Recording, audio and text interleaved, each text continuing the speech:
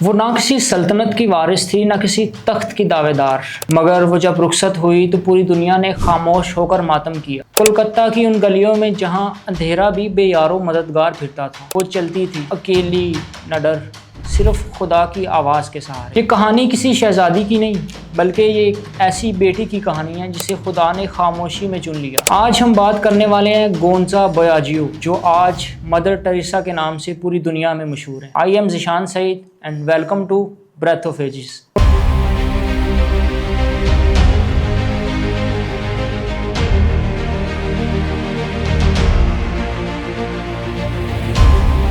1910 سلطنت عثمانیہ کا ایک کونا، ایک البانوی خاندان میں ایک بچی نے آنکھ کھولی۔ نام رکھا گیا گونزا بویاجیو۔ اس کا مطلب تھا پھول، مگر یہ ایسا پھول تھا جس کی خوشبو صرف زمین پر نہیں تھی۔ بچپن ہی سے اس نے وہ دیکھا جو باقی بچے نہیں دیکھتے، والد کا انتقال، ماں کی تنہائی اور ایک ایسی آگ جو دل کے اندر دھیرے دھیرے جلتی جا رہی تھی۔ گونزا کہتی تھی، میں چاہتی ہوں کہ میرا دل ان دلوں کی طرح دھڑکے جو سب سے زیادہ دکھی ہیں۔ اور پھر 18 سال کی عمر میں اس نے ایک فیصلہ کیا، اپنا گھر، اپنی ماں، اپنا ملک، سب کچھ چھوڑ دینے کا۔ جہاز پر چڑھتے وقت ماں نے صرف ایک فکرہ کہا، بیٹی پیچھے مڑ کر نہیں دیکھنا، خدا تمہارے ساتھ ہے۔ ایک دن دور البانیہ کے شہر اسکابیے سے ایک خاموش لڑکی آئرلینڈ پہنچی۔ آئرلینڈ میں شامل ہو کر اس نے اپنا پہلا قدم لوریٹو سسٹرز میں رکھا، جس کا مشن تھا تعلیم دینا، خاموشی سے خدمت کرنا اور عبادت میں زندگی گزار دینا۔ لیکن قسمت نے ان کے لیے کچھ اور ہی لکھا تھا۔ 1929 میں وہ ہندوستان کے شہر کولکتہ پہنچی، جہاں وہ لوریٹو کانوینٹ میں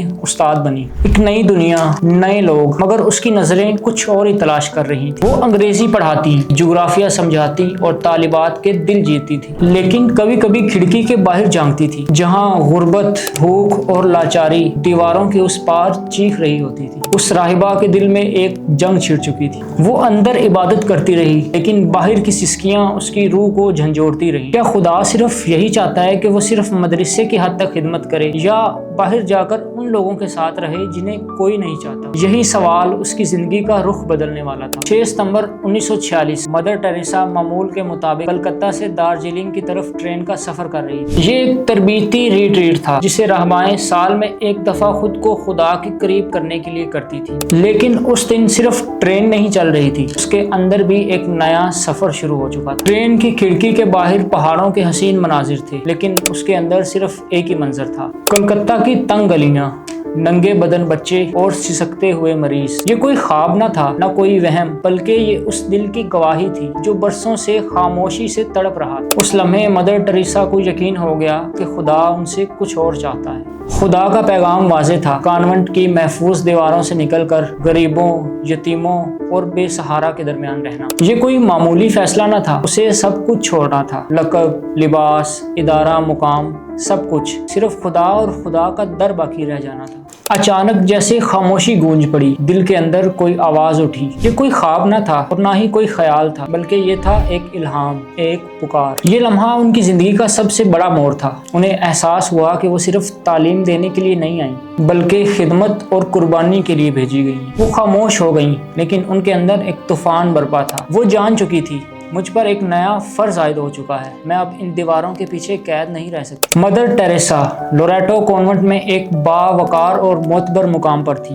وہ استاد تھیں، وہ ہیڈ مسٹرس تھیں اور روحانی طور پر بھی باوقار تھیں، مگر اب وہ اندر سے بے چین تھیں۔ انہیں ایک نئی راہ پر چلنے کی اجازت چاہیے تھی، کانوینٹ کے تحفظ سے نکل کر جھونپڑیوں اور سڑکوں پر رہنے والوں کے پاس جانے کی اجازت۔ یہ فیصلہ آسان نہیں تھا۔ انہوں نے چرچ کو ایک درخواست لکھی کہ انہیں کانوینٹ لائف سے باہر نکلنے کی اجازت دی جائے، لیکن کئی مہینے گزر گئے، چرچ خاموش رہا۔ اس کے دوستوں نے بھی کہا کہ یہ ممکن نہیں ہے، مگر ٹریسا خاموش نہیں ہوئی۔ وہ کوئی اجازت نہیں مانگ رہی تھی، بلکہ وہ اپنے رب کے حکم کو نبھانے چلی تھی۔ بالآخر ویٹیکن سے ایک خط آیا جس میں لکھا تھا، You are permitted to leave، یعنی اب وہ کانوینٹ کی راہبہ نہیں تھی، بلکہ خود خدا کی سپاہی تھی۔ 1948 کی ایک صبح مدر ٹریسا نے سفید ساڑی پہنی، نیلی سرحد والی ساڑی، جو بعد میں دنیا بھر میں رحمت کی علامت بن گئی۔ اب وہ کسی اسکول کی پرنسپل نہیں تھی، نہ ہی کسی چرچ کی راہبہ، بلکہ وہ اب ایک اکیلی عورت تھی جس کا صرف ایک مقصد تھا، انسان کی خدمت، گویا خدا کی خدمت۔ 1948 میں مدر मदर टेरेसा ने खिदमत का आगाज तो कर दिया, मगर वो जानती थी ये काम अकेले मुमकिन नहीं है। कोलकाता के छोटे से किराए के मकान में चंद नौजवान लड़कियां उनके साथ आकर रहने लगी। ये वो लड़कियां थी जो तालीम याफ्ता थी, जिनके ख्वाब थे, मगर उन्होंने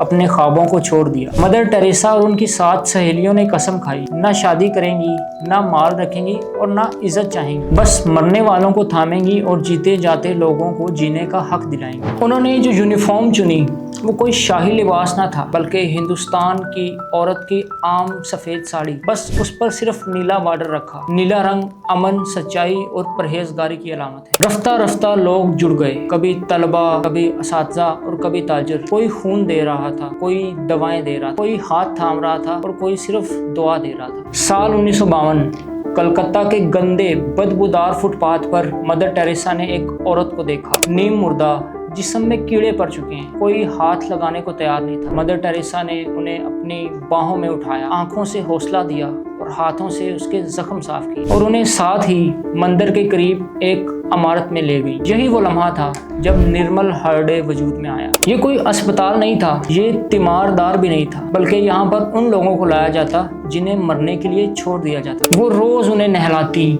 उन्हें दुआएं देती, उनके चेहरों पर मुस्कुराहटें लाती और अगर कोई मर जाता तो उनके लिए मगफिरत करती, चाहे उसका तल्लुक किसी भी मजहब से। दुनिया में पहली दफा किसी ने मरने वालों को भी जीने का हक दिया, न सिर्फ इलाज बल्कि एहतराम। 60 की दहाई का आगाज हो चुका था। मदर टेरेसा का मकसद अब सिर्फ कलकत्ता नहीं रहा, बल्कि उन्हें हर उस जगह जाना था जहाँ दुख, गुर्बत और बेबसी अपना घर बना चुके। जहाँ भी किसी को दर्द में तड़पते देखा तो मदर टेरेसा की रूह वहाँ तक पहुँच गई। जहाँ दुनिया ताकतवर बनने में मसरूफ थी, वहाँ मदर टेरेसा बेआवाज़ों को सहारा देने में मसरूफ। जहाँ कौमें बारूद बना रही थी, वो मोहब्बत के मरहम तैयार कर रही थी। 10 दिसंबर 1979 नॉर्वे, ओस्लो। दुनिया का सबसे बड़ा नोबेल प्राइज एक ऐसी औरत को दिया जा रहा था जिसने कभी किसी तख्त, किसी कुर्सी और किसी माइक के लिए कुछ भी नहीं किया। स्टेज पर खामोशी छा जाती है, सिर्फ एक सफेद लिबास और सादा सा स्लेब वाला हार। मदर टेरेसा अपने आहिस्ता कदमों से चलती हैं और फिर माइक पर आकर पूरी दुनिया को खामोश कर देती हैं और वो स्पीच देती हैं जो आज भी इंसानियत की ज़मीर पर लिखी हुई है। अगर तुम्हें कोई पसंद नहीं करता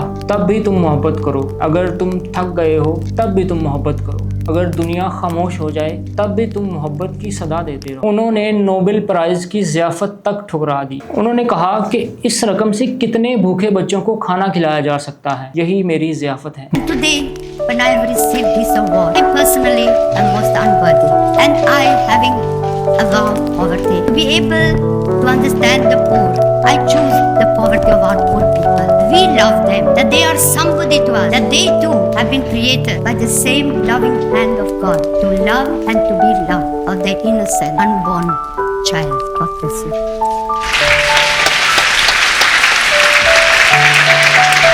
मदर टेरेसा का जिस्म कमजोर हो चुका था। जिंदगी की वही गलियां, वही यतीम बच्चे, मगर अब उन कदमों में लर्जिश थी। कोलकाता की गलियां उदास थी, ऐसा लग रहा था जैसे कोई मुकद्दस साया आहिस्ता आहिस्ता दूर जा रहा हो। 5 सितंबर 1997 मदर टेरेसा खामोश हो गई, जैसे दुनिया खत्म हो गई। दुनिया भर में चर्चिस की घंटियां बजी, यतीम बच्चों ने मोमबत्तियां जलाई और हर जुबान पर सिर्फ एक ही नाम था, मदर।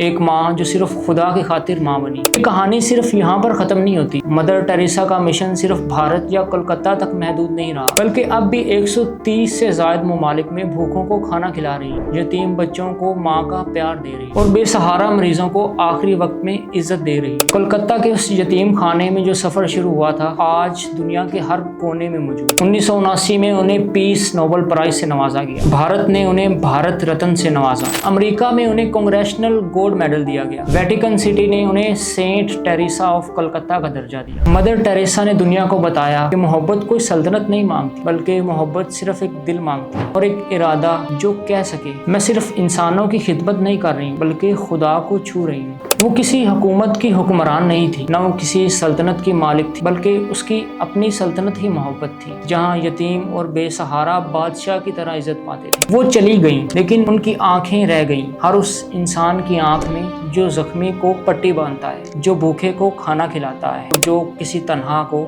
माँ कहता है। ये था मदर टेरेसा की ज़िंदगी का सफ़र। लेट मी नो आपने उनकी ज़िंदगी से क्या सीखा, और अगर आपको वीडियो अच्छी लगी है then like, share and subscribe the channel. सो मिलते हैं अगले एपिसोड में। Till then take care of yourself. Bye bye.